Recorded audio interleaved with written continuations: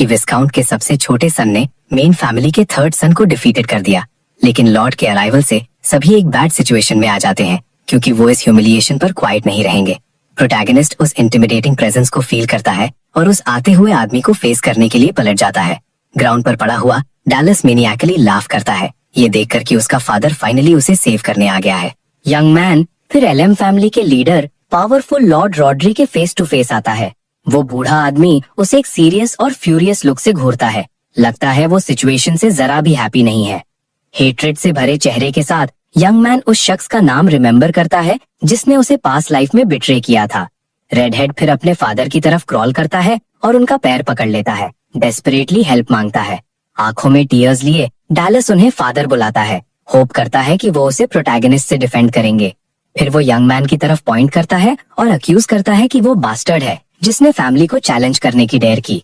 Nobel फिर अपने father से बेग करता है कि वो अपनी पावर यूज करे और यंग मैन को उसकी प्लेस दिखाए। सडनली लॉर्ड अपने ही सन का हाथ ब्रूटल और कोल्ड फोर्स के साथ फ्लोर पर क्रश कर देते हैं।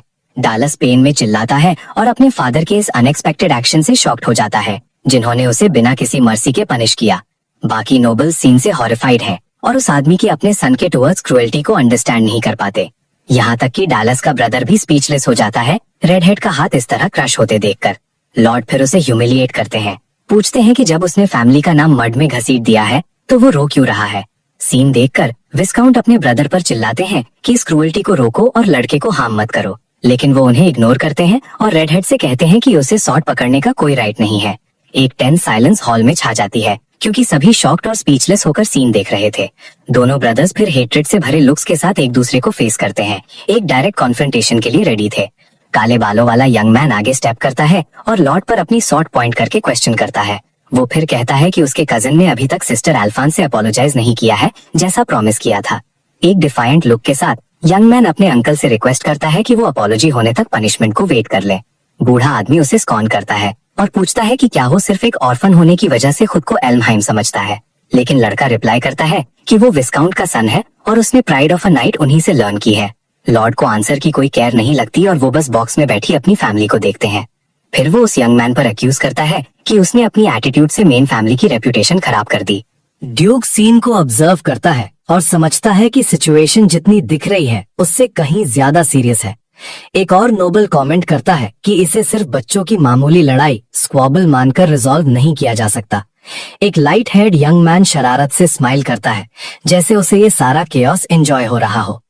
तभी एक आदमी को याद आता है कि लड़के के फादर ने अपनी डिसलॉयल्टी की कीमत में अपना एक हाथ दिया था। लॉर्ड उस यंग मैन से सवाल करता है कि अपनी इस ऑडेसिटी के लिए वो क्या सैक्रिफाइस करने को प्रिपेयर्ड है। With all due respect, young man बिना किसी डर के अपना जवाब देने को रेडी हो जाता है। वो कहता है कि ये स्क्वॉबल नहीं थी, बल्कि इंसल्ट्स का जवाब अपनी सॉर्ड से देने के लिए एक ड्यूल था। बूढ़ा आदमी लड़के के इस डिफाइंट बात पर गुस्सा हो जाता है। यंग मैन फिर लॉर्ड के ही वर्ड्स यूज करके कहता है कि वो कुछ भी गिव अप नहीं करेगा। ये सीन देखकर एल्फिन अपने ब्रदर के लिए बहुत वरीड हो जाती है, जो अपने अंकल का सामना बिना पीछे हटे कर रहा था। लाइट हेड नोबल को ये अम्यूजिंग लगता है और वो कमेंट करता है कि लड़का सिर्फ 10 साल का है। उस यंग मैन की ऑडेसिटी पर लॉर्ड की आंख गुस्से से फड़क जाती है। वो फिर सिचुएशन को समझता है और अपनी सॉर्ड ड्रॉ करता है, लड़के के साथ कॉन्फ्रंटेशन के लिए रेडी। वो यंग मैन को ड्यूल के लिए अपना फाइटिंग स्टैंस लेने का ऑर्डर देता है। प्रोटैगनिस्ट शॉक हो जाता है क्योंकि उसने लॉर्ड से चैलेंज की एक्सपेक्ट नहीं की थी। अचानक वो बूढ़ा आदमी अपसर्ड स्पीड से उसकी तरफ चार्ज करता है। लॉर्ड के ब्लो से जमीन टूट जाती है। इम्पैक्ट से एक बड़ा क्रेटर बन जाता है। उसकी सिस्टर ये सीन देखती है, टेरिफाइड और मदद करने में अनेबल। डेस्परेट होकर विस्काउंट अपने ब्रदर का नाम चिल्लाता है उसे रोकने के लिए।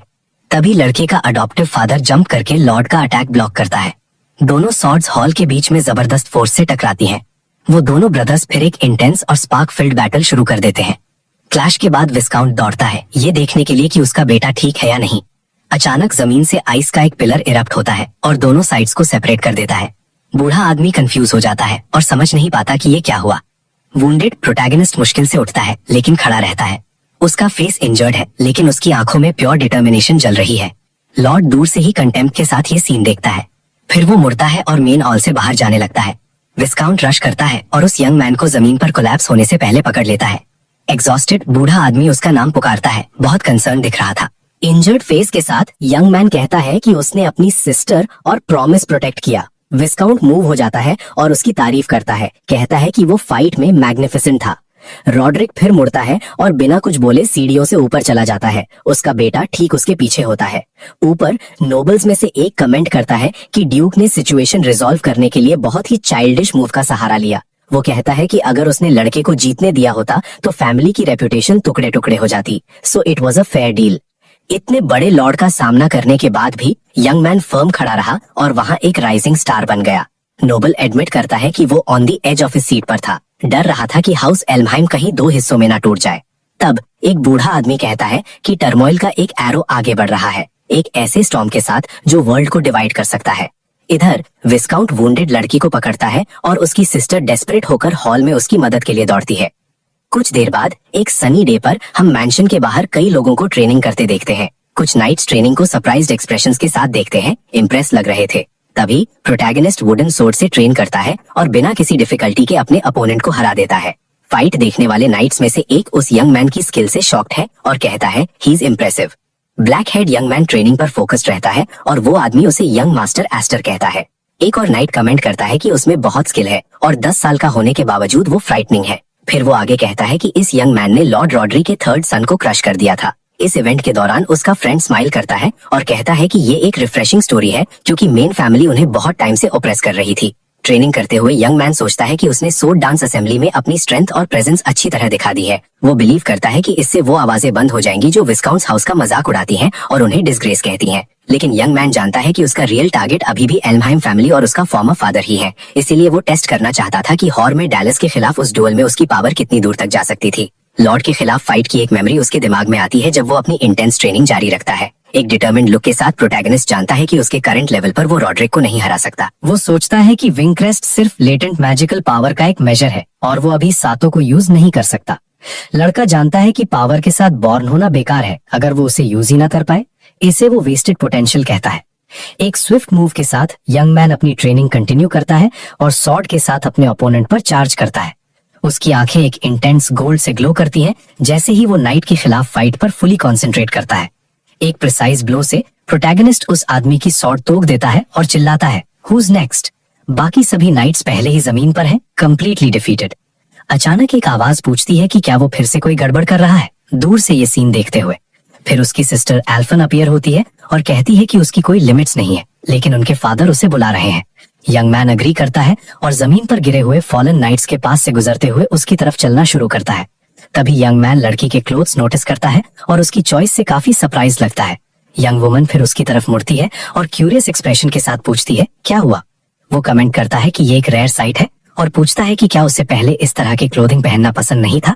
लेकिन यंग वुमन रिप्लाई करती है कि एवरीथिंग नीड्स बैलेंस और उसने उसे इंस्पायर किया कि वो जैसी थी वैसी ना रहे।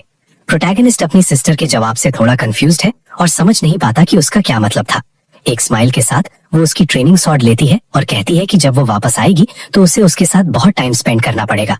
यंग मैन लड़की के इस एटीट्यूड पर स्माइल करता है। अपनी ओल्डर सिस्टर की डिटर्मिनेशन से खुश लग रहा था। फिर वो जोक करता है और उससे कहता है कि उनके नेक्स्ट ट्रेनिंग सेशन में उस पर थोड़ा इजी हो जाए। कुछ देर बाद लड़का कॉल का जवाब देने के लिए अपने अडॉप्टिव फादर के ऑफिस के दरवाजे पर नॉक करता है। एक्सक्यूज मांगकर वो रूम में एंटर करता है और वाइसकाउंट को अपनी डेस्क पर बहुत सीरियस बैठा हुआ पाता है। यंग मैन फिर पूछता है कि उस आदमी को क्या चाहिए और वो उससे बस सिट डाउन होने को कहता है फॉर अ टॉक। सोफा पर बैठकर प्रोटैगनिस्ट शांत एक्सप्रेशन के साथ अपने फादर के शब्दों का इंतजार करता है। बूढ़ा आदमी शुरू करता है और कहता है कि जब से उन्होंने उसे फैमिली में वेलकम किया है 10 साल गुजर चुके हैं। वो आगे कहता है कि उसने सोचा था कि इसके लिए लड़के के थोड़ा और बड़ा होने तक वेट करेगा। तभी वाइसकाउंट टेबल पर एक रिंग प्लेस करता है और लड़का शॉक्ड होकर पूछता है कि ये क्या है। आदमी फिर रिवील करता है कि ये रिंग वाइसकाउंट्स हाउस के नेक्स्ट हेड का प्रूफ है। एक सीरियस लुक के साथ वो कहता है कि वो चाहता है कि एस्टर उसे सक्सीड करे, जिससे यंग मैन की आंखें चमक उठती हैं। वाइसकाउंट एक्सप्लेन करता है कि उनका हाउस बहुत ही डेलिकेट पोजीशन में है और ये यंग मैन पहले से जानता है। वो आगे कहता है कि भले ही वो एल्महाइम फैमिली की एक ब्रांच है, उनके पास अपनी टेरिटरी है जिसे प्रोटेक्ट करना है। एक सीरियस लुक के साथ आदमी कहता है कि वो नेक्स्ट हेड की सीट को हमेशा के लिए वेकेंट नहीं छोड़ सकते। यंग मैन फिर पूछता है कि क्या उसकी सिस्टर्स फादर के इस सडन डिसीजन से अग्री करती हैं। बूढ़ा आदमी रिप्लाई करता है कि वो सबको नाइट एकेडमी में बताएगा, जहां वो अपनी सिस्टर से मिलेगा। यंग मैन अपनी दूसरी सिस्टर्स माल्फा और कूडो को याद करता है और क्वेश्चन करता है कि क्या उन्हें भी ये न्यूज पता चलेगी। अपने थॉट्स में लड़का स्माइल करता है और कहता है कि वो इस बात से हैप्पी नहीं होंगी, स्पेशली कूडो। अडॉप्टिव फादर फिर एक्सप्लेन करते हैं कि वो उसे सिर्फ इसलिए पसंद नहीं करती क्योंकि वो 7 विंग्स के साथ बॉय पैदा हुआ था। ये सुनकर प्रोटैगनिस्ट खड़ा होता है और next head of the family बनने का ऑफर रिफ्यूज कर देता है। वो कहता है कि वो अपनी मैजिक कंट्रोल नहीं कर सकता और इमेच्योर होने की वजह से वो अपनी सिस्टर को हर्ट करने ही वाला था। ब्लैक हेड यंग मैन कहता है कि nothing can convince an angry sister और वो रेडी नहीं है। ओल्डर मैन बस अपने सन के एटीट्यूड को एक काम और थॉटफुल एक्सप्रेशन के साथ ऑब्जर्व करते हैं। वो फिर कमेंट करते हैं कि यंग मैन ने हमेशा उन्हें डाउट में डाला कि क्या वो सच में सिर्फ एक ऑर्डिनरी चाइल्ड था। एक स्माइल के साथ वाइसकाउंट कहते हैं कि उन्होंने रिंग को असेंबली के लिए एक रिवॉर्ड सोचा था और एक बॉक्स खोला, लेकिन वो आगे बढ़ते हैं और कहते हैं कि लगता है बॉय को वो चीज ज्यादा पसंद आएगी जो उस बॉक्स के अंदर है। बॉक्स के कंटेंट्स देखकर लड़के की आईज सरप्राइज से वाइडन हो जाती हैं और वो वंडर करता है कि ये क्या है। ओल्डर मैन फिर रिवील करते हैं कि ये मैजिक स्वॉर्ड ग्राहम है जो उनकी फैमिली का ट्रेजर है। This is the devil's divine magic blade, वो ओनली वेपन जो 7 विंग्स की पावर को कंट्रोल करने में केपेबल है। वाइसकाउंट फिर यंग मैन को एक फॉरेस्ट में ले जाते हैं और कहते हैं कि उनके प्लान के लिए ये प्लेस सही रहेगी। यंग मैन पूछता है कि वो ट्रेनिंग हॉल क्यों नहीं गए और ओल्डर मैन कहते हैं कि ये प्रिकॉशन है। फिर उन्हें याद आता है कि उनके अडॉप्टेड सन की ट्रेनिंग के दौरान चीजें तोड़ने की हैबिट है। मैन एक्सप्लेन करते हैं कि सोर्ड ग्राम एक फेमस ब्लेड है जो फैमिली के सिर्फ एल्डेस्ट सन को पास डाउन की जाती है। एक इंटेंस ग्लो के साथ सोर्ड ओल्डर मैन के हाथों में इमेंस पावर के साथ एक्टिवेट होती हुई दिखती है। ये सीन देखकर प्रोटैगनिस्ट कंप्लीटली शॉक हो जाता है, उसे समझ नहीं आता कि क्या हो रहा है। लड़का फिर नोटिस करता है कि वेपन में ब्लेड नहीं है और वंडर करता है कि क्या ये सच में सोर्ड है, लेकिन उसके अडॉप्टिव फादर उसमें मैजिकल पावर इन्फ्यूज करते हैं और हिल्ट से रेड एनर्जी की ब्लेड निकल आती है। वो फिर एक्सप्लेन करते हैं कि ये वेपन ब्लेड ऑफ पोटेंशियल है जो इसके विल्डर की पावर से कंप्लीट होती है।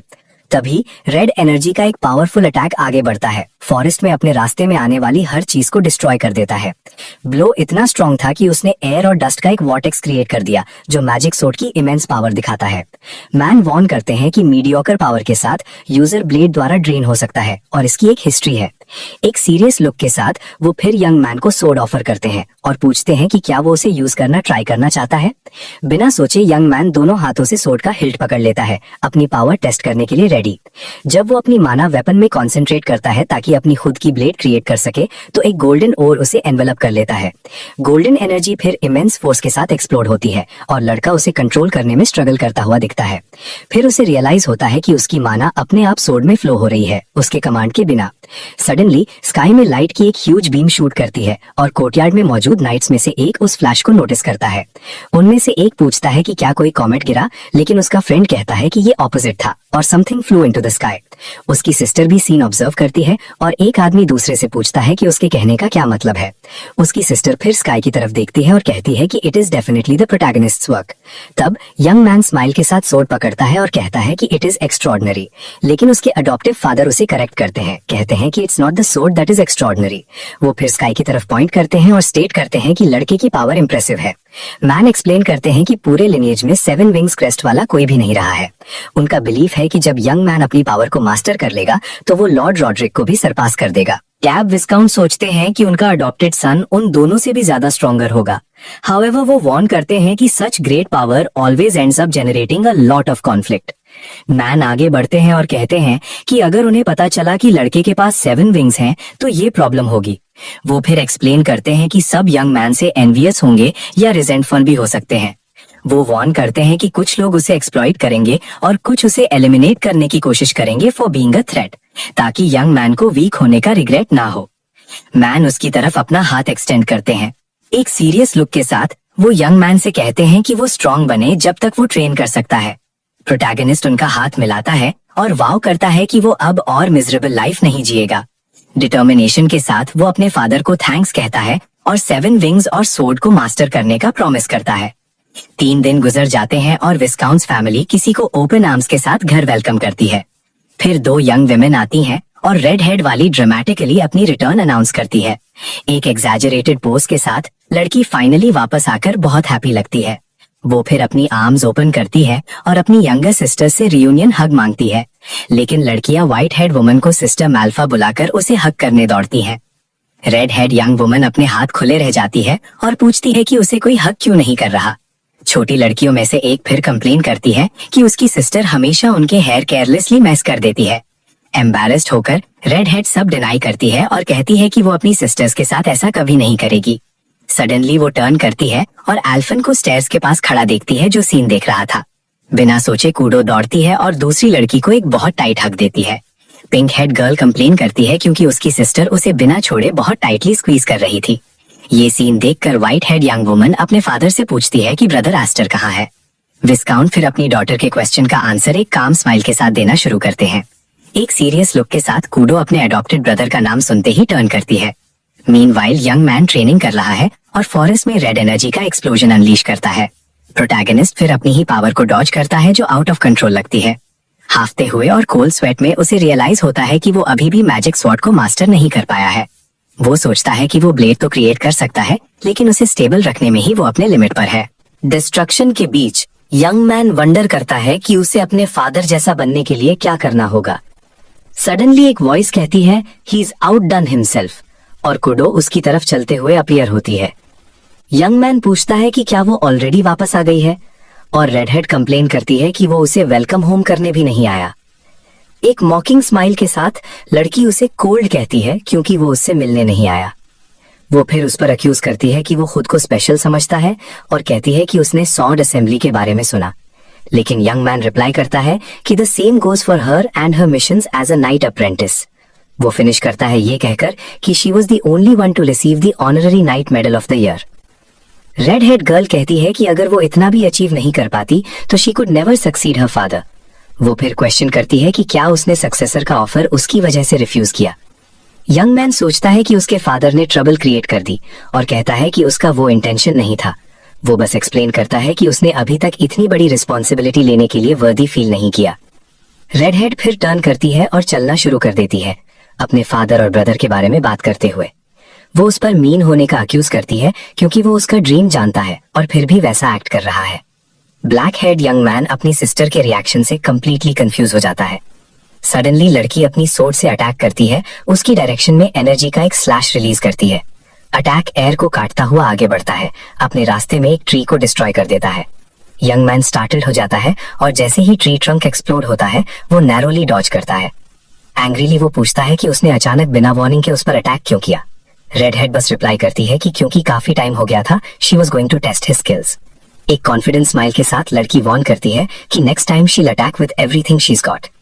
प्रोटैगनिस्ट आर्ग्यू करने की कोशिश करता है, कहता है कि उसकी स्वॉर्ड अभी भी इनकम्प्लीट है, लेकिन वो क्वेश्चन करती है कि क्या वो बैटलफील्ड पर किसी एनिमी को भी यही एक्सक्यूज देगा। Black head young man question से सरप्राइज हो जाता है और एनिमी के बारे में सोचता है। वो कहती है कि a night must always be ready और अगर वो हेजिटेट किया शी विल क्रश हिम। लड़की फिर से चार्ज करती है और यंग मैन सोचता है कि वो उसे मजाक कर रही होगी।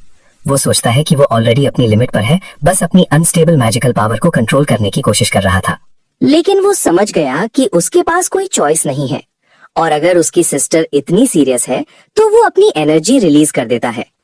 फिर दोनों सिबलिंग्स की सोर्ड्स क्लैश होती हैं और लड़का डिस्पेयर हो जाता है, ये सोचकर कि वो सच में उसे हराने वाली है।